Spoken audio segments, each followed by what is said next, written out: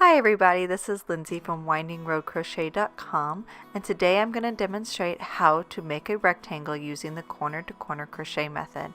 Now before you watch this video, I highly recommend that you check out my videos on how to increase in corner to corner crochet and how to decrease in corner to corner crochet. I will leave links in the description box below to both the right and the left-handed tutorials. Here's where I left off with my increase video. I have increased for 4 rows, and now I'm going to turn this into a rectangle.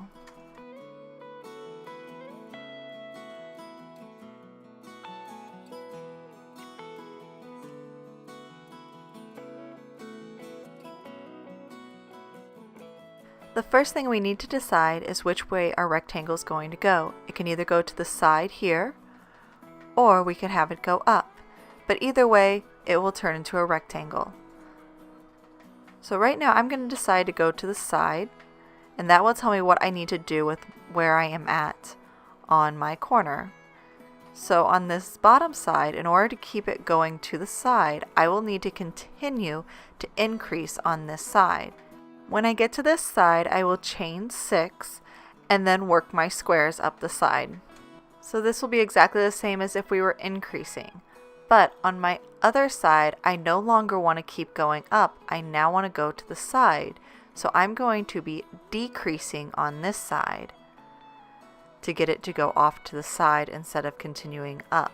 So in order to do that, I'm going to slip stitch in these 3 double crochet to move my yarn over to the corner so that I'm now moving to the side. Let's go ahead and do this.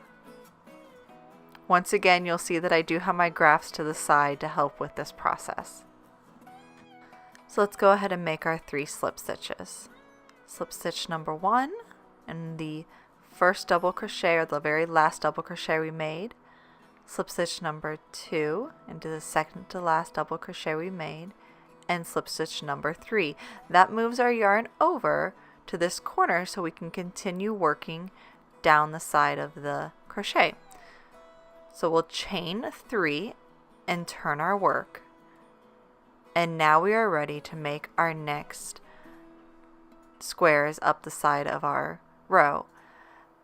Something to keep in mind to help you decide if you need to continue working up one side or if you need to decrease on a side is to look at how many rows or how many squares you have in each row.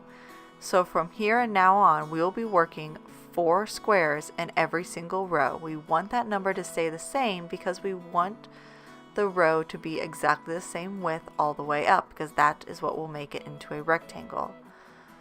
So now I'm still working around the turning chain for each square, working 3 double crochet into that turning chain. This is my 3rd double crochet into the 2nd square. We'll slip stitch around the turning chain, chain up 3,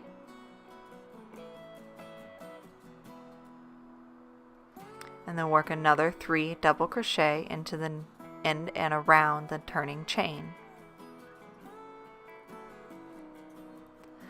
So if we were decreasing, we would stop here because we'd want to be even with that last row. But since we are not decreasing, we want to go ahead and continue up. We don't want it to, the top part to come over. That would give us a square. So because we want to continue up, we are going to continue making this very last square, which would make 4 squares on this row. So we've chained 3, and now we'll work the last 3 double crochet into this top turning chain.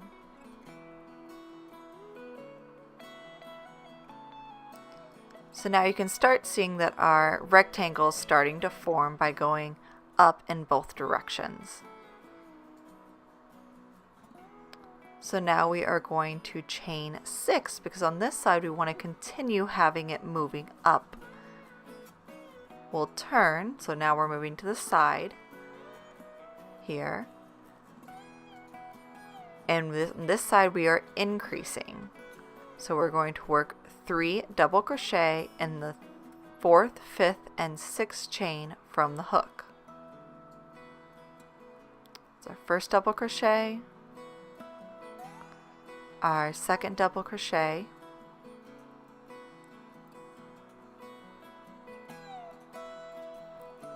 and our third double crochet. And we know we're increasing on this side because the last side we decreased, and we'll continue alternating. So we'll slip stitch to the next turning chain, and then we've already worked one square, so we're going to work 3 more squares on our way up, and we want to end up when we're even with the other side, because that is what we need to do to continue keeping this as a rectangle shape. So there's our second square, slip stitch to the turning chain, chain 3,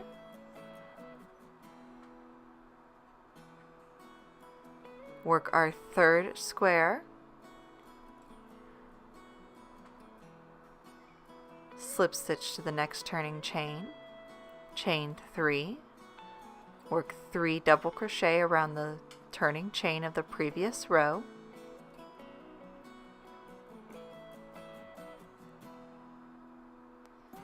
and then we will slip stitch to that last and top turning chain.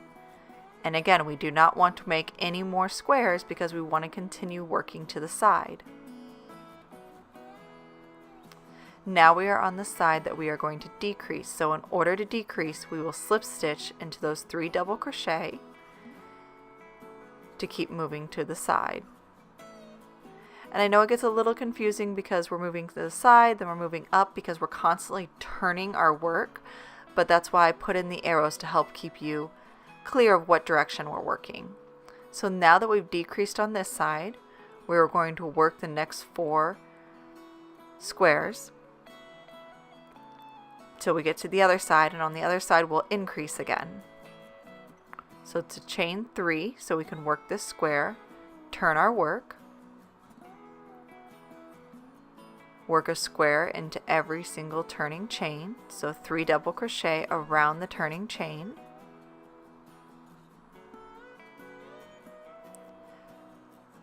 slip stitch to the next turning chain, and we're working our 4 squares for this row, chain 3,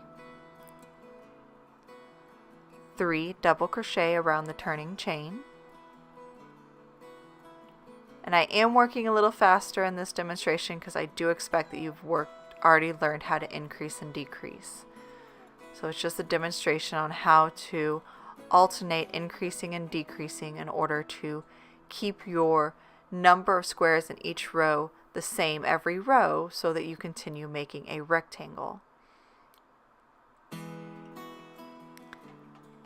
So since we want to continue working up, we're going to go ahead and work our 4th square into this very top turning chain.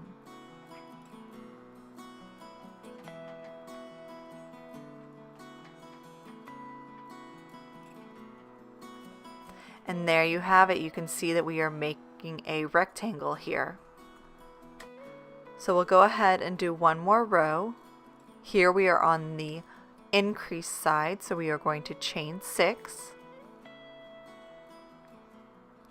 Turn our work, work into the 4th, 5th, and 6th chain, working 1 double crochet into each.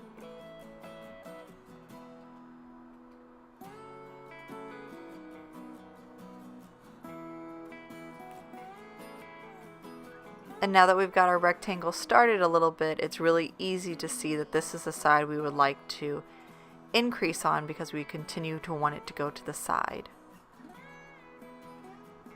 So we'll slip stitch to the turning chain and chain 3, and then work our 3 double crochet around that turning chain.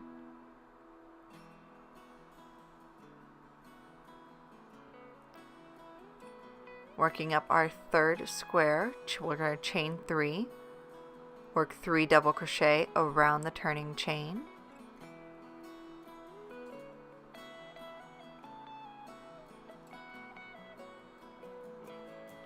Working our 4th square, we're going to slip stitch to the next turning chain,